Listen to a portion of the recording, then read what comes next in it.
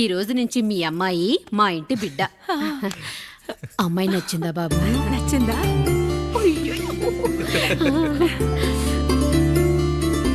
వాడికేం తెలుసు అన్నయ్య గారు, చిన్న పిల్లాడు.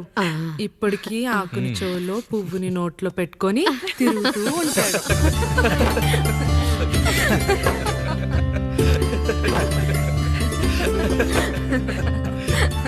ఇంకంత శుభం అన్నమాట.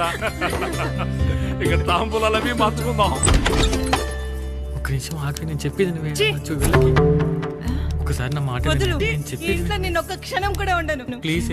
అమ్మా శారదా, పెద్దవాళ్ళు వచ్చారమ్మా, మనల్ని చూస్తున్నారు. అమ్మాయికి పెళ్లి చూపురమ్మా.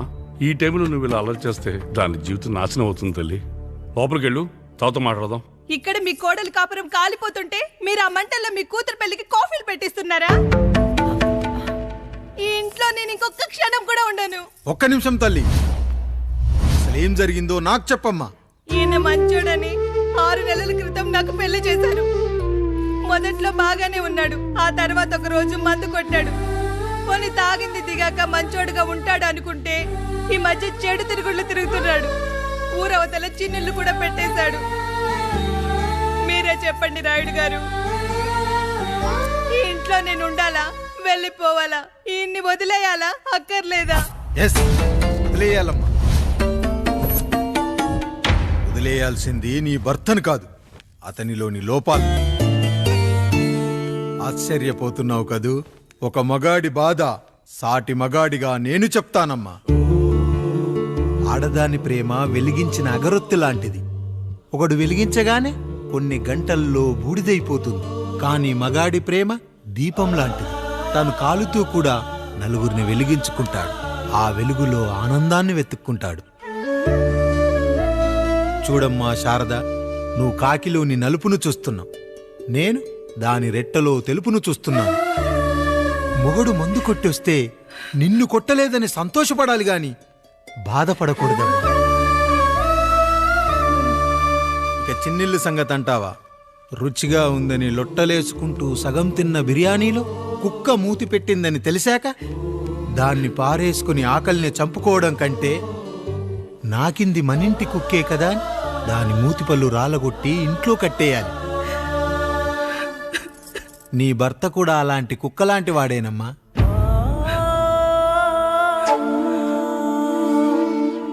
ఆడదానికి వయసొచ్చాక 3 ముళ్ళేసుకొని 90 ఏళ్ల జీవితం గురించి కలలు కంటుంది.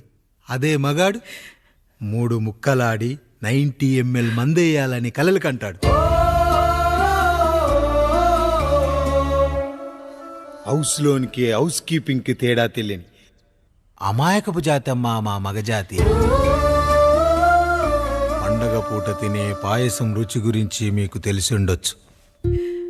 కానీ గరళం కంటే చేదుగా ఉన్న బ్రాందీని కక్కలేక మింగలేక తాగే ఆ బాధ ఒక్క మగాళ్లకు మాత్రమే తెలుస్తుంది.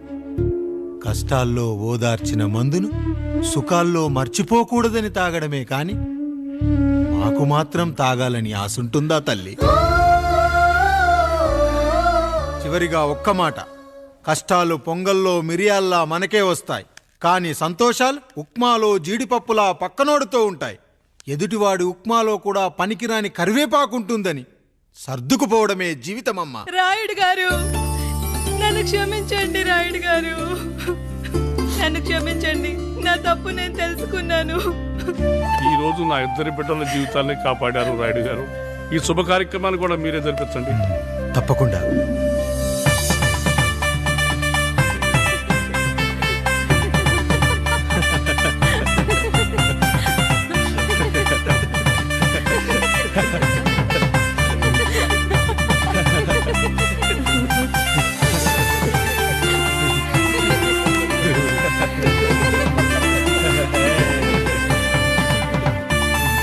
రాముడు, పండు, మీరు దీవించండి. మేము దీవించండి.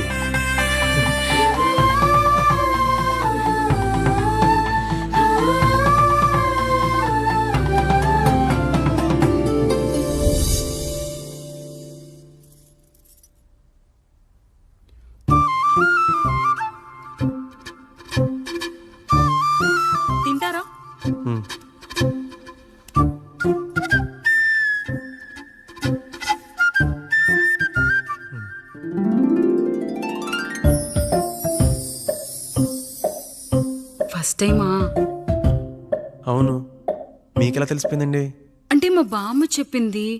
శోభనం గదిలో అనుభవం మగాడైతే మామిడిపండు పిసుక్కొని తింటాడు, అదే లేనివాడైతే మీలా ఇలా అరటిపండు ఓపిగ్గా ఒలుచుకొని తింటాడు అని.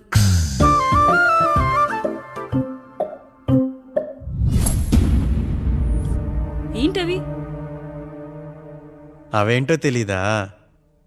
ఫ్రెండ్స్కి పెళ్ళని చెప్తే హ్యాపీ బర్త్డే అనుకొని బెలూన్స్ ఇచ్చారు, ఫీల్ అవుతారు కదా అని 4 అక్కడ కట్టాను.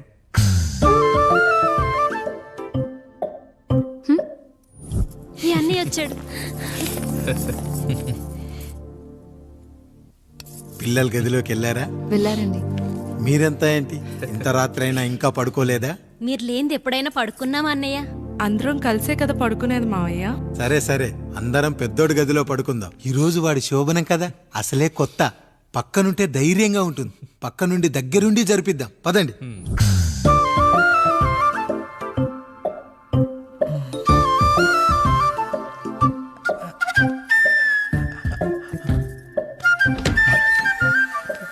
కానివ్వండి రా, కానివ్వండి కానివ్వండి. మీరేంటి మావయ్య ఇక్కడ పడుకుంటున్నారు? అదేంటమ్మా పెద్దోడా, చెప్పలేదా? మేమంతా కలిసే పడుకుంటామమ్మా, నువ్వు మాతో పాటే. అవును భార్గవి. మీరు ఊరుకోండి. మీరు ఇక్కడ పడుకోవడం నాకు ఇష్టం లేదు మావయ్య.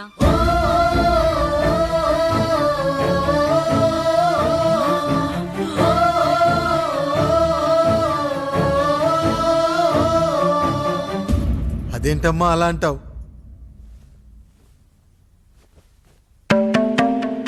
ఎన్నో చూశాం, ఎన్నో చేశాం. దుక్కి దున్ని కోత కోయకుండానే ఈ విత్తనాలన్నీ మొలకొచ్చాయంటావా తల్లి? అవన్నీ నాకు తెలియదు మావయ్య, మర్యాదగా బయటికి వెళ్ళండి.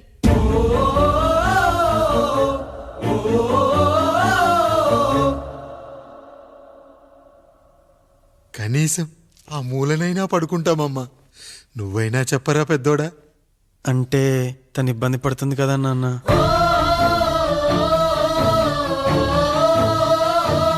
నువ్వు కూడా ఏంట్రా, పిల్లలేదో ఆశపడుతున్నారమ్మా. ఒక్కసారి ఆలోచించమ్మా. మావయ్య మీరు బయటికి వెళ్తే మేము తలుపులేసుకుంటాం.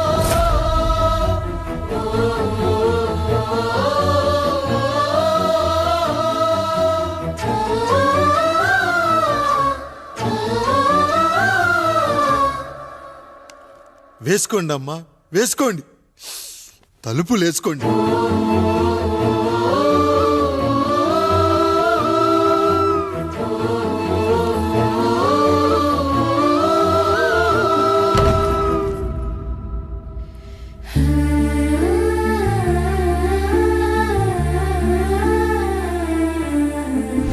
నాయుడు, బిడ్డలు జాగ్రత్త. ఈ రోజు నుంచి వీళ్ళంతా నీ తమ్ముళ్ళు చెల్లెళ్ళు కాదు, నీ బిడ్డలు.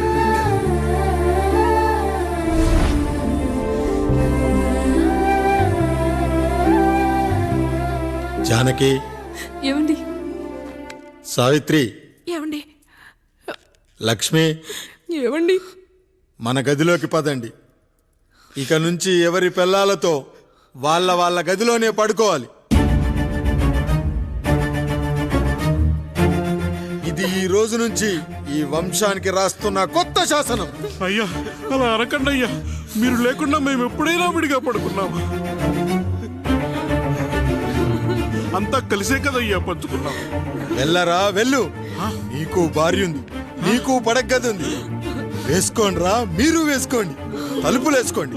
మీరు కూడా ఏంటండి పిల్లలేదు? నర్మయ్, చిన్న పిల్లల వాళ్ళని ఉయ్యాల్లో ఆడించేటప్పుడు పక్కనే ఈ నాన్న కావాలి. బడికెళ్ళేటప్పుడు పక్కనే ఈ నాన్న కావాలి. గుడికెళ్ళేటప్పుడు కూడా పక్కనే ఈ నాన్న కావాలి. కానీ శోభనం గదిలో మాత్రం పక్కనే ఉంటానంటే బరువయ్యాను జానకి, బరువయ్యాను.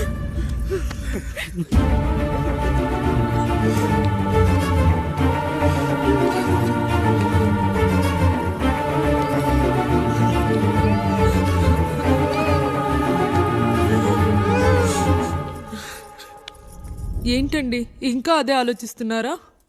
ఎలా మర్చిపోగలను లక్ష్మి?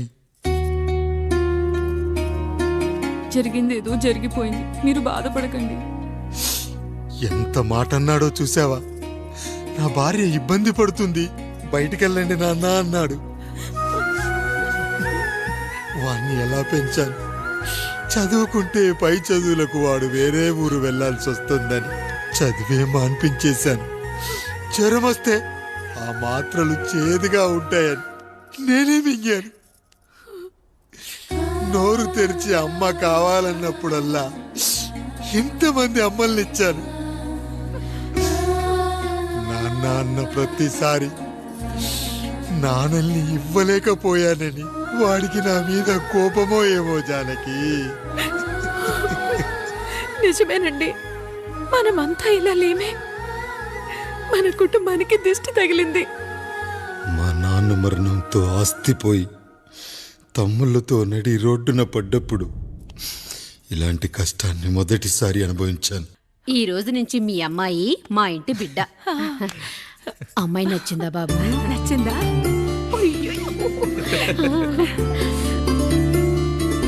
వాడికేం తెలుసు అన్నయ్య గారు, చిన్న పిల్లాడు. ఇప్పటికీ ఆకుని చెవులో పువ్వుని నోట్లో పెట్టుకొని తిరుగుతూ ఉంటాడు.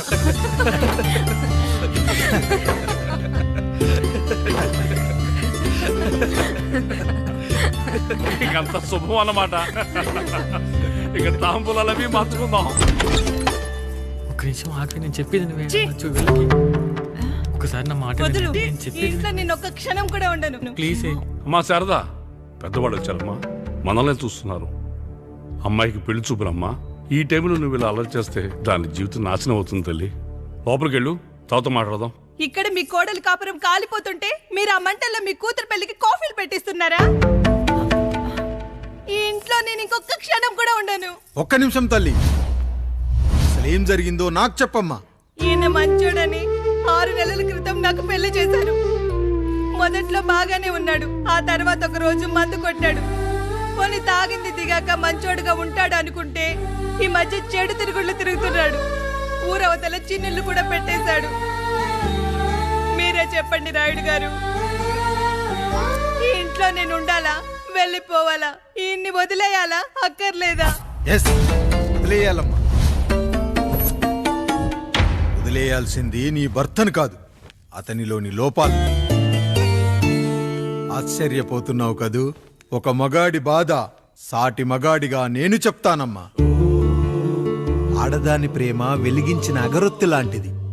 ఒకడు వెలిగించగానే కొన్ని గంటల్లో బూడిదైపోతుంది. కానీ మగాడి ప్రేమ దీపం లాంటిది. తను కాలుతూ కూడా నలుగురిని వెలిగించుకుంటాడు. ఆ వెలుగులో ఆనందాన్ని వెతుక్కుంటాడు.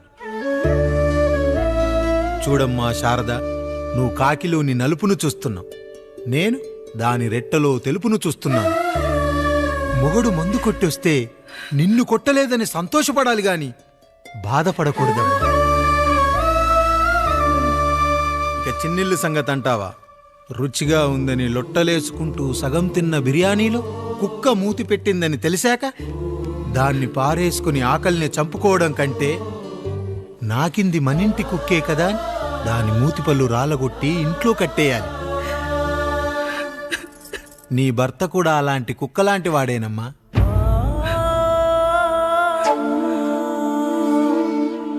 ఆడదానికి వయసొచ్చాక 3 ముళ్ళేసుకొని 90 ఏళ్ల జీవితం గురించి కలలు కంటుంది.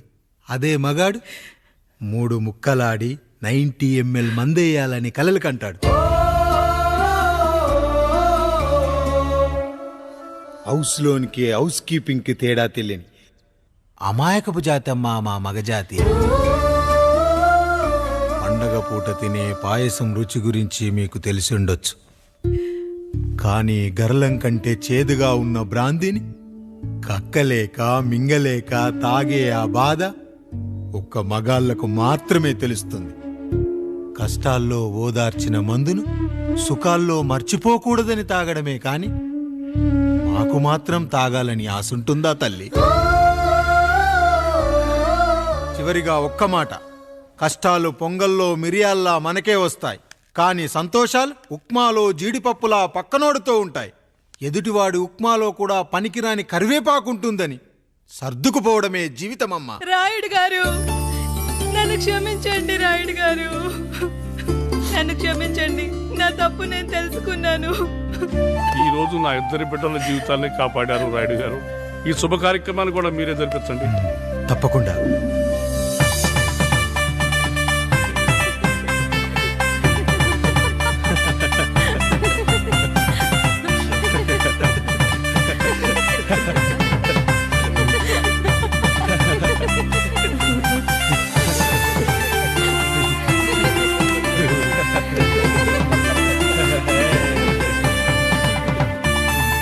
రాముడు, పండు, మీరు దీవించండి. మేము దీవించండి.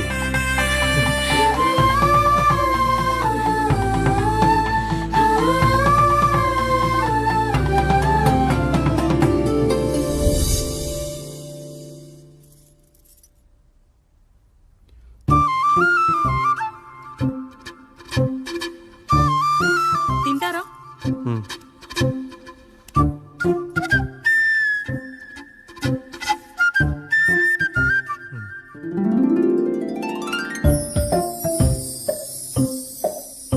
ఫస్ట్ టైమా? అవును, మీకెలా తెలిసిపోయిందండి? అంటే మా బామ్మ చెప్పింది. శోభనం గదిలో అనుభవం మగాడైతే మామిడిపండు పిసుక్కొని తింటాడు, అదే లేనివాడైతే మీలా ఇలా అరటిపండు ఓపిగ్గా ఒలుచుకొని తింటాడు అని.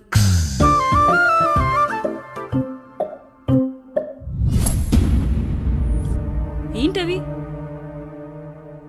అవేంటో తెలీదా? ఫ్రెండ్స్కి పెళ్ళని చెప్తే హ్యాపీ బర్త్డే అనుకొని బెలూన్స్ ఇచ్చారు. ఫీల్ అవుతారు కదా అని 4 అక్కడ కట్టాను.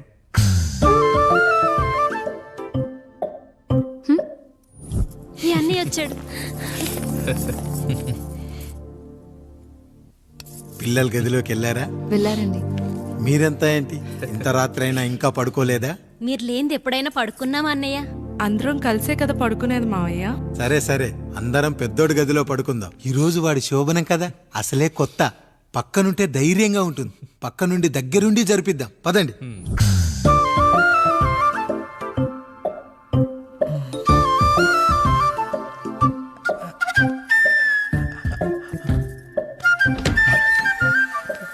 కానివ్వండి రా, కానివ్వండి కానివ్వండి. మీరేం మావయ్య ఇక్కడ పడుకుంటున్నారు? అదేంటమ్మా పెద్దోడా, చెప్పలేదా? మేమంతా కలిసే పడుకుంటామమ్మా. నువ్వు మాతో పాటే. అవును భార్గవి. మీరు ఊరుకోండి. మీరు ఇక్కడ పడుకోవడం నాకు ఇష్టం లేదు మావయ్య.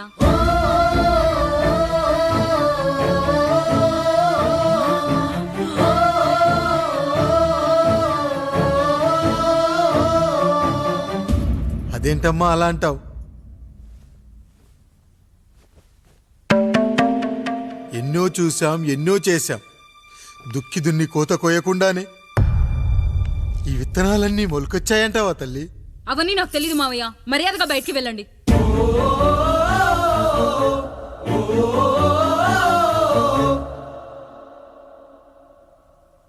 కనీసం ఆ మూలనైనా పడుకుంటామమ్మా. నువ్వైనా చెప్పరా పెద్దోడా? అంటే తను ఇబ్బంది పడుతుంది కదా నాన్న.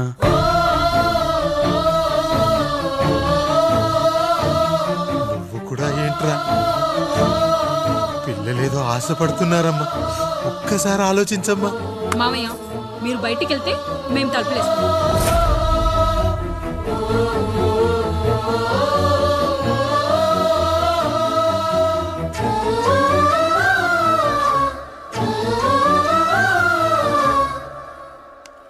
వేసుకోండి అమ్మా, వేసుకోండి. తలుపులు వేసుకోండి.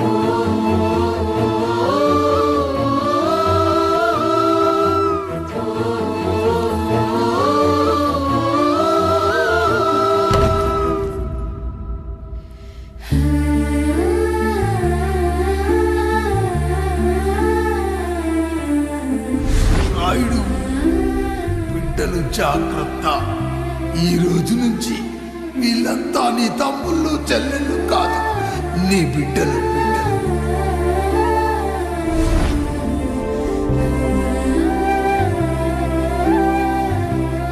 జానకి, ఏమండి? సావిత్రి, ఏమండి? లక్ష్మి, ఏమండి? మన గదిలోకి పదండి. ఇక నుంచి ఎవరి పిల్లలతో వాళ్ళ గదిలోనే పడుకోవాలి. ఇది ఈ రోజు నుంచి ఈ వంశానికి రాస్తున్న కొత్త శాసనం. అయ్యా అలా అరకండి అయ్యా, మీరు లేకుండా మేము ఎప్పుడైనా విడిగా పడుకున్నాము. అంతా కలిసే కదయ్యా పంచుకున్నాం.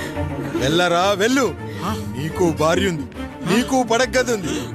వేసుకోండిరా, మీరు వేసుకోండి, తలుపులు వేసుకోండి. మీరు కూడా ఏంటండి పిల్లలేదు? నర్మయ్, చిన్న పిల్లల వాళ్ళని ఉయ్యాల్లో ఆడించేటప్పుడు పక్కనే ఈ నాన్న కావాలి, బడికెళ్ళేటప్పుడు పక్కనే ఈ నాన్న కావాలి, గుడికెళ్ళేటప్పుడు కూడా పక్కనే ఈ నాన్న కావాలి. కానీ శోభనం గదిలో మాత్రం పక్కనే ఉంటానంటే బరువయ్యాను జానకి, బరువయ్యాను.